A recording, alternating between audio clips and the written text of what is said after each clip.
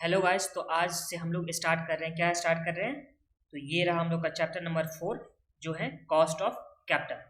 तो cost of capital start करने से पहले जानिए किसी भी कंपनी में, किसी भी फर्म में, किसी भी ऑर्गेनाइजेशन में कितने तरह से पैसा आ सकता है। तो पैसा कितने तरह से आ सकता है?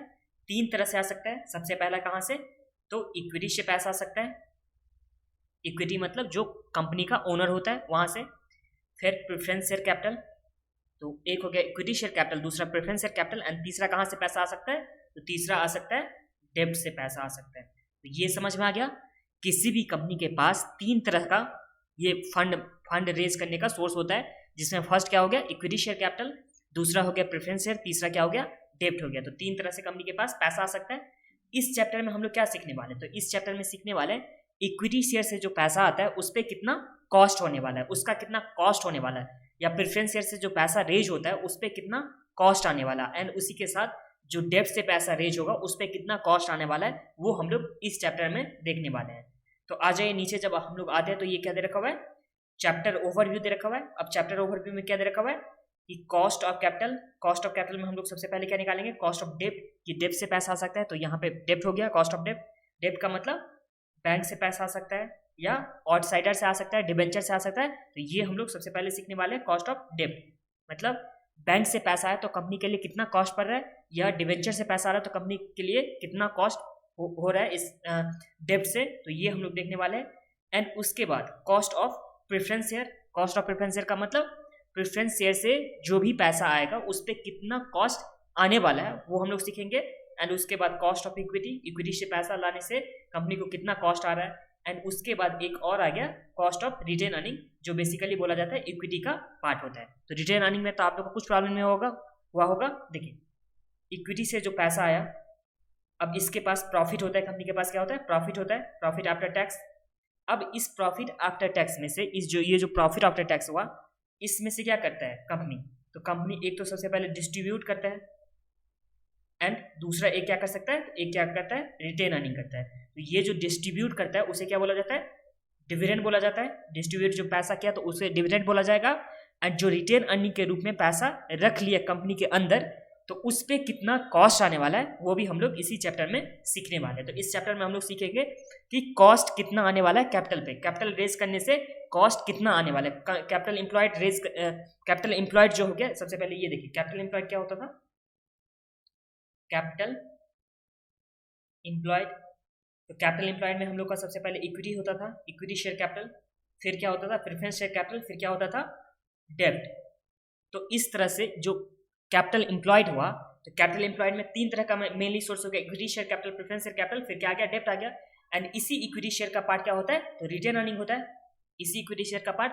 तो हम लोग बेसिकली इसमें देखने वाले हैं कि रिटेन अर्निंग पे कितना कॉस्ट आने वाला है, इक्विटी शेयर पे कितना कॉस्ट आने वाला है, प्रेफरेंस शेयर पे कितना कॉस्ट आने वाला है, एंड उसी के साथ डेब्ट पे कितना कॉस्ट आने वाला है, वो हम लोग इस चैप्टर में देखेंगे।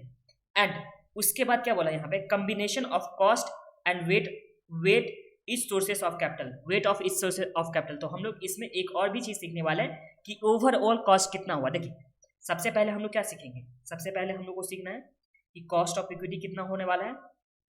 Cost of equity, cost of equity कितने होने वाला है, मतलब इसे क्या बोला जाता है? के होता है। एंड उसके बाद कॉस्ट ऑफ रिटेन अर्निंग, इसे क्या बोलते हैं हम लोग? तो इसे बोलते हैं के। उसके बाद क्या हो गया था? कॉस्ट ऑफ प्रेफरेंस शेयर, इसे क्या बोलते हैं? तो केपी बोलते हैं कॉस्ट ऑफ प्रेफरेंस शेयर को। एंड उसके बाद कॉस्ट ऑफ डेब्ट निकालना सीखने वाले हैं, तो इसे क्या बोलते हैं? कॉस्ट केडी बोलते हैं। तो इस 4 तरह का हम लोग के पास कैपिटल हो गया रेज करने का। कैपिटल रेज करने का सोर्स कितना हो गया? 4 तरह का हो गया। इस चारों का हम लोग अलग अलग से सबसे पहले कॉस्ट निकालना सीखेंगे, मतलब कॉस्ट ऑफ इक्विटी भी सीखेंगे, रिटेन अर्निंग भी, फिर प्रेफरेंस शेयर का भी, फिर डेब्ट का भी। इस तरह से हम लोग चारों का सीखेंगे। एंड उसके बाद इसे कंबाइन करके एक फर्म का, एक बिजनेस का कॉस्ट कितना आने वाला है वो भी हम लोग सीखेंगे। उसका नाम क्या होगा? तो उसका नाम होगा, ये रहा हम लोग के पास, weighted average cost of capital, जिसे क्या बोला जाएगा? WACC। तो ये भी हम लोग इसी चैप्टर में देखने वाले हैं। तो ये हो गया हम लोग का चैप्टर ओवरव्यू सबसे पहले। एंड ये लिखा हुआ है कॉस्ट ऑफ कैपिटल क्या होता है? तो कॉस्ट ऑफ कैपिटल मतलब cost of capital is the return expected by the provider of capital. तो जो कैपिटल प्रोवाइड करता है वो कितना एक्सपेक्ट कर रहा है किसी कंपनी से, किसी ऑर्गेनाइजेशन से, वो क्या होता है, कॉस्ट ऑफ कैपिटल होता है। तो ये मेनली किस तरह से होता था, दैट इज शेयर होल्डर सबसे पहले पैसा लगाता है कौन, बिजनेस में, तो शेयर होल्डर, उसके बाद लेंडर हो गया जैसे, उसके बाद क्या हो गया, डेब्ट होल्डर हो गया। तो ये जो पैसा लगाता है कंपनी में एंड उसका एक्सपेक्टेशन कितना है इस कंपनी से, कितना ये कंपनी कमा करके इसे दे सकता है, तो यही क्या हो गया, कॉस्ट ऑफ कैपिटल। मतलब इक्विटी वाले को कितना कॉस्ट आएगा, फिर प्रेफरेंस वाले शेयर वाले पे कितना कॉस्ट आएगा, रिटेन अर्निंग पे कितना कॉस्ट आएगा एंड डेब्ट पे कितना कॉस्ट आएगा, वही ये हो गया। तो देखिए जब आगे बढ़ते हैं तो ये सब आप लोग खुद कर लीजिएगा, थ्योरी वाला part, significance of the cost of capital and उसके बाद determination of cost of capital, ये सब आप लोग खुद कीजिएगा।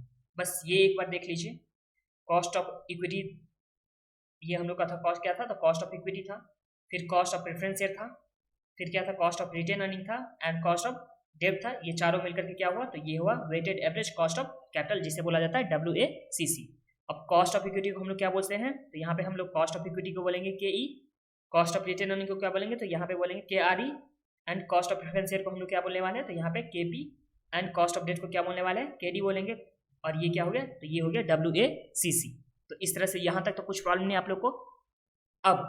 अब मेनली हम लोग का चैप्टर स्टार्ट हो रहा है, जिसमें क्या है, कॉस्ट ऑफ लॉन्ग टर्म डेब्ट। हम लोग को क्या सीखना है, कॉस्ट ऑफ लॉन्ग टर्म डेब्ट। तो देखिए लॉन्ग टर्म डेब्ट में कहाँ से पैसा कंपनी के पास आ सकता है, तो सबसे पहला क्या होता है, डिवेंचर से पैसा आ सकता है, या बैंक लोन से पैसा आ सकता है, या कोई भी फाइनेंशियल इंस्टीट्यूशन हो जो लोन के रूप में प्रोवाइड करता है किसे, तो कंपनी को पैसा प्रोवाइड करता है, उसका कॉस्ट कितना होने वाला है वो हम लोग यहाँ पे देखने वाले हैं। तो आज जब नीचे आते हैं आप लोग, तो ये हम लोग के पास एक एग्जाम्पल रहा, एग्जाम्पल में देखिए क्या दे रखा हुआ है। चलिए एग्जाम्पल हम लोग नेक्स्ट वीडियो में देखेंगे।